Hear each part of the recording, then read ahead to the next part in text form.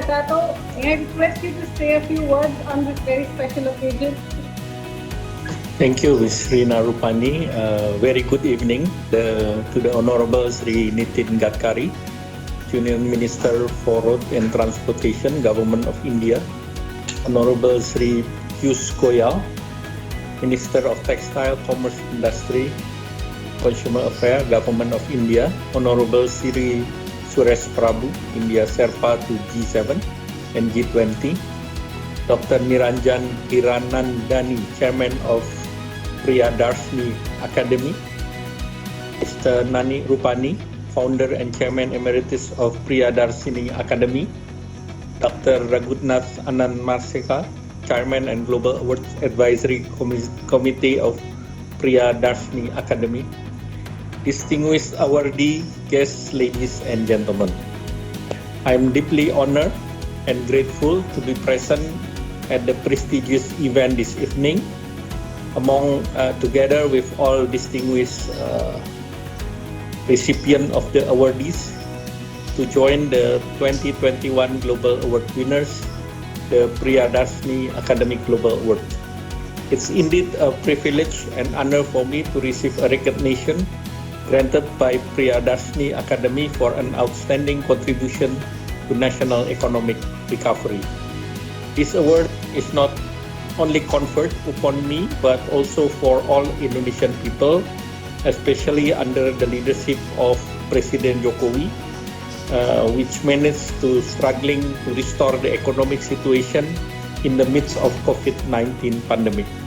I would like to express my high appreciation and profound gratitude to Priyadarshini Academy of the Government of India.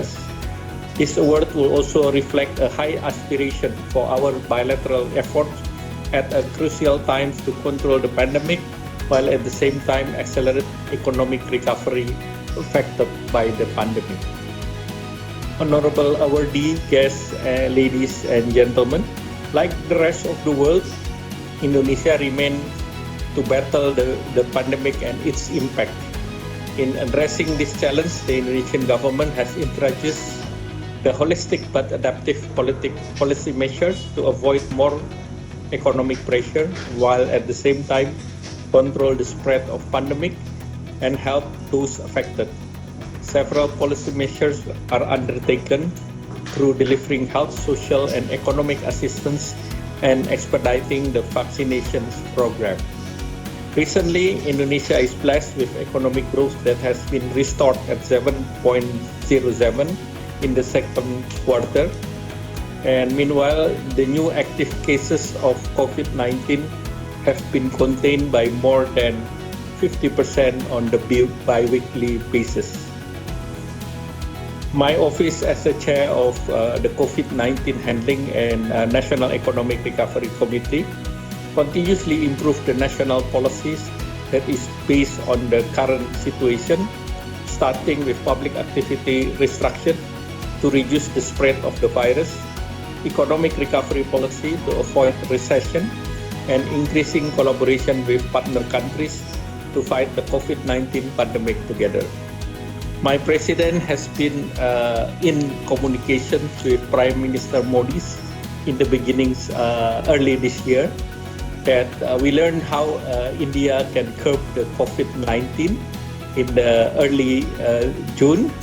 And then, of course, we try to replicate the policy introduced by the government of India. And my president get the information of policy that the Prime Minister called about micro lockdown. Then we put a similar policy that we adjust to the Indonesian situation and what we call a limited scale of social restrictions. And when the Delta variant is attacking India, against my president called again.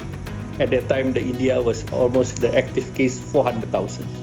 And in Indonesia also, we have similar situation with at that time in the month of July, then the numbers of cases increased to 57,000 daily and almost at a higher rate as well.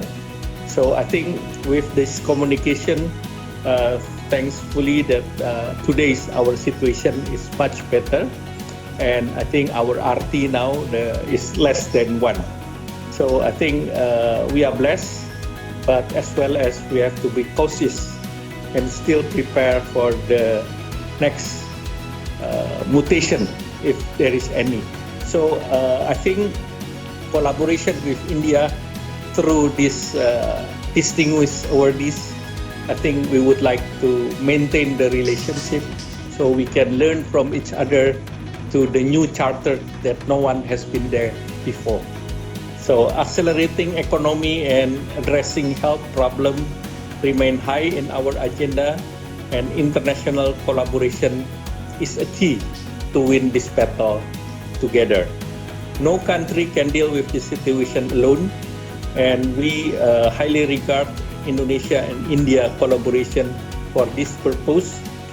Honorably awardee guests and ladies and gentlemen, in closing, allow me to convey our gratitude and appreciation once again for the award that has been conferred upon me, and I'm humbled to receive the award. And on behalf of Indonesian people, we thank you, and also we congratulate the success of the 37th anniversary of Global Award Function. Thank you. Namaste.